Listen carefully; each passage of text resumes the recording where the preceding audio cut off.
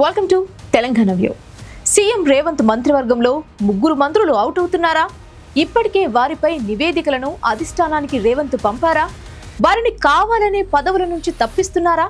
లేక ప్రజల్లో మార్కులు లేవని సైడ్కు పెడుతున్నారా? అందులో సీనియర్ మంత్రులు కూడా ఉన్నారా? అసలు వాళ్ళు చేసిన తప్పులేంటి? రేవంత్ ఇచ్చిన నివేదికలో ఏముంది?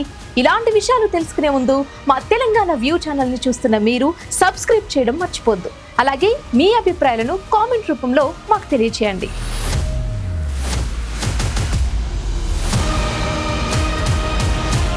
తెలంగాణ క్యాబినెట్ లో ఊహించని మార్పులు జరుగుతున్నాయా అంటే అవుననే సమాధానాలు బలంగా వినిపిస్తున్నాయి.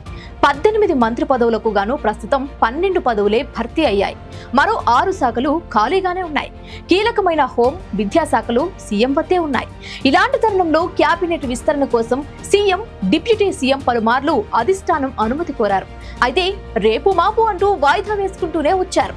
ఇప్పుడు మాత్రం ఆశావాహులకు ఛాన్స్ ఇచ్చేందుకు మరో ముగ్గురిని మంత్రి పదవుల నుంచి తప్పిస్తారనే వార్త ఇప్పుడు హాట్ టాపిక్ గా మారింది. ఇక ఏడాది పాలనపై సీఎం రేవంత్ రెడ్డి ఇటీవల సర్వే చేయించారు. ఈ సర్వేలో 10 మంది ఎమ్మెల్యేలు, 3 మంత్రులపై వ్యతిరేకత వ్యక్తమైనట్లు గుర్తించారట. ఏఐసీసీ నూతన కార్యాలయం ప్రారంభోత్సవానికి ఢిల్లీ వెళ్లిన సీఎం సర్వే నివేదికను అధిష్టానం దృష్టికి తీసుకెళ్లారు. ఆ నివేదిక ఆధారంగా రాష్ట్ర క్యాబినెట్ లో 3 మంత్రులకు ఉద్వాసన పలికేందుకు అధిష్టానం రేవంత్ రెడ్డికి అనుమతి ఇచ్చినట్లు తెలుస్తోంది. ఏడాది పాలనలో రేవంత్ సర్కార్ పై ఎక్కువగా విమర్శలు, వివాదాలు రావడానికి ఆ 3 మంత్రులే కారణమని తెలుస్తోందట. ఆ 3 పనితీరు కారణంగా ప్రభుత్వానికి చెడ్డ పేరు వస్తున్నట్లు సీఎం రేవంత్ రెడ్డి కూడా అసంతృప్తితో ఉన్నారట. అందుకే త్వరలో చేపట్టబోయే క్యాబినెట్ విస్తరణలో 3 తప్పించేందుకు అనుమతి ఇవ్వాలని అధిష్టానాన్ని కోరినట్లు గుసగుసలైతే వినిపిస్తున్నాయి.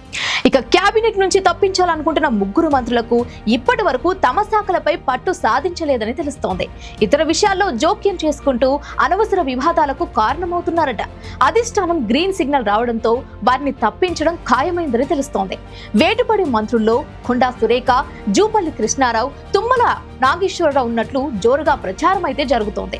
అయితే ఈ 3 తొలగించడం వలన పార్టీకి ఏవైనా ఇబ్బందులు వస్తాయా, క్యాడర్ ఏమైనా వ్యతిరేకించే అవకాశం ఉందా అనే విషయాలపై ఇప్పటికే సీఎం రేవంత్ రెడ్డి సర్వే నిర్వహించినట్లు ఆకాశరామన్న మాటలు వినిపిస్తున్నాయి. కాంగ్రెస్ ప్రభుత్వంలో అత్యంత వివాదాస్పద మంత్రిగా కొండా సురేఖ పేరు తెచ్చుకున్నారు. మొదటి నుంచి ఆమె వ్యవహార శైలి దురుసుగానే ఉంది. ఇక విపక్ష నేతలపై ఆమె చేస్తున్న విమర్శలు, సినీ నటుడు నాగార్జున కుటుంబంపై చేస్తున్న విమర్శలు, కేటీఆర్ పై చేస్తున్న విమర్శలు తీవ్ర దుమారమైతే రేపాయి.